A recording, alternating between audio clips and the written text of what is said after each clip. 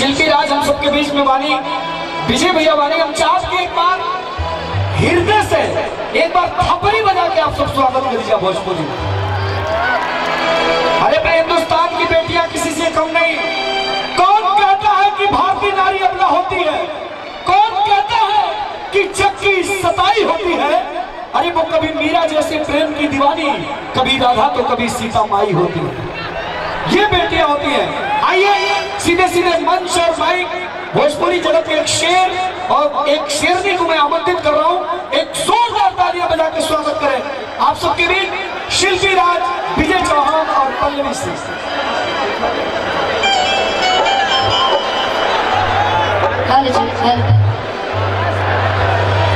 कैसे बनी ना आप सब?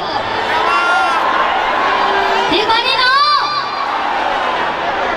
हेलो, सबसे पहले आप सबके पैर छू के प्रणाम करते नहीं, एक बार हाथ उठा के आशीर्वाद दे दीजिए। पीछे सभी लोग, बाप रे इतना भीड़ बड़ा अच्छा लगा। लो मैंने नौजवान लोग तो आइले बा, लेकिन साथ में बूढ़ा चाची लोग, दीदी लोग भी आइल। ये देख के बहुत अच्छा लागल और हमने के खातिर सौभाग्य के बात बाकी अब हम बोलते हैं नमस्ते प्रणाम हर हर महादेव, समस्त भोजपुरिया जहान के विजय चौहान के सादर प्रणाम बा।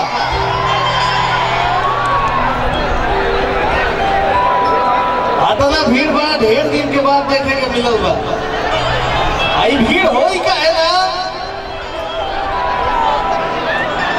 हम आते ये बनिए के बलिया के लोग बड़ा लहरी होला।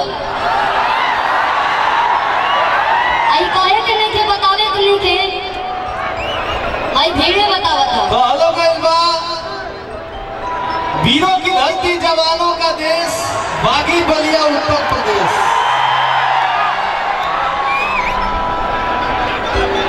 एजा के लोग जितना अच्छा सुनबो करेला उतना अच्छा डांसो करेला। हम कहते हैं कि भीड़ होई का है ना,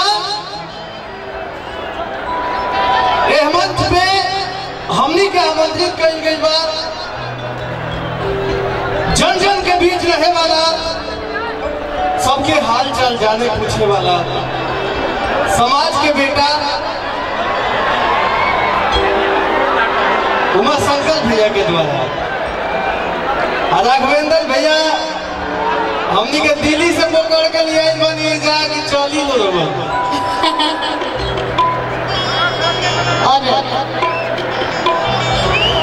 विशेष धन्यवाद उमा शंकर भैया के छोट ब्रदर भाई भ्राता रमेश भैया।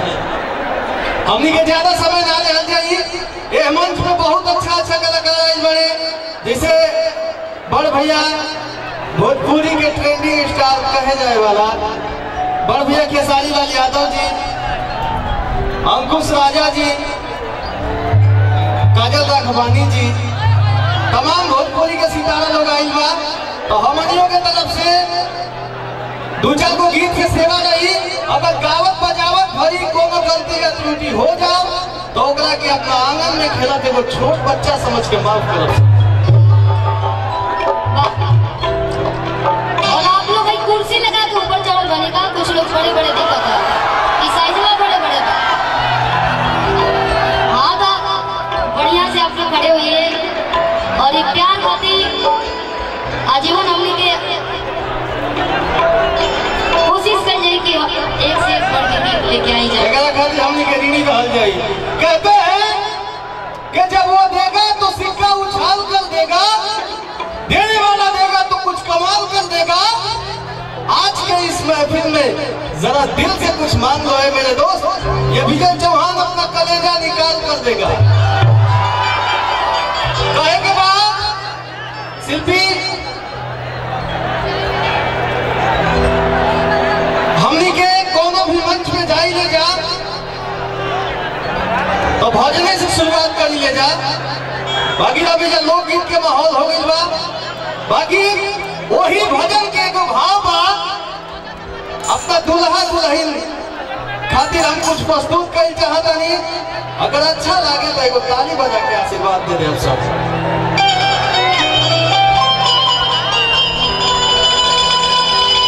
और ऐसे पहले हम भैया जी हाँ एगो और कम कर दे 20 कर दे। थोड़ा सा आपके बीच में बहुत ही अच्छी एक्ट्रेस है पल्लवी जी, उनके बारे में 2 शब्द बोल दीजिए। आइए। अरे सुध बेसुध सीता लुभा गई है रघुबर छवि देखी। शिल्पी ई गीत दुल्हा दुल्हन खातिर हमरा तरफ से समर्पित बा।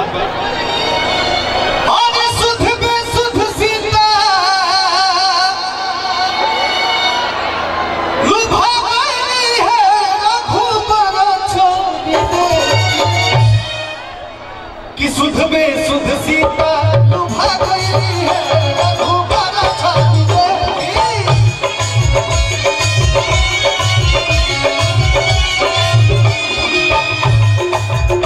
अरे सुध में सुध सीता लुभा गई है रघुबर छवि देखी।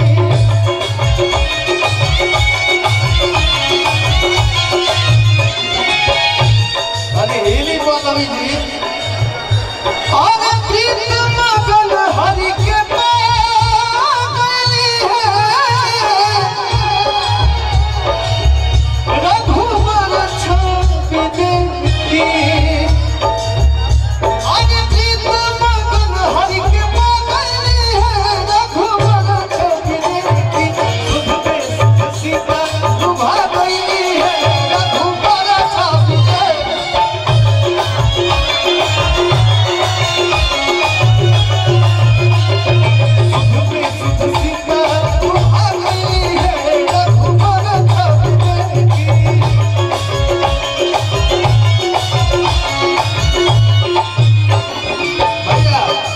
बिना पीसे के बोले के बाद बिना पीस बजावल।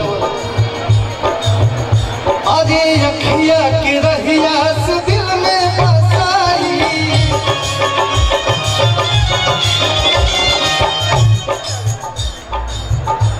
अरे झटपट पलकिया केवड़िया लगाई।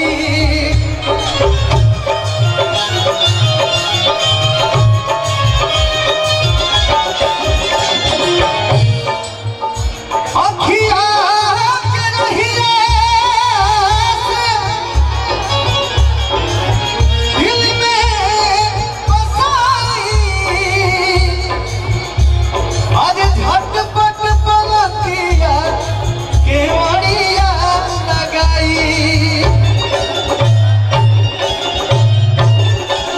क्या बात है। अरे हाय बाबुल कही के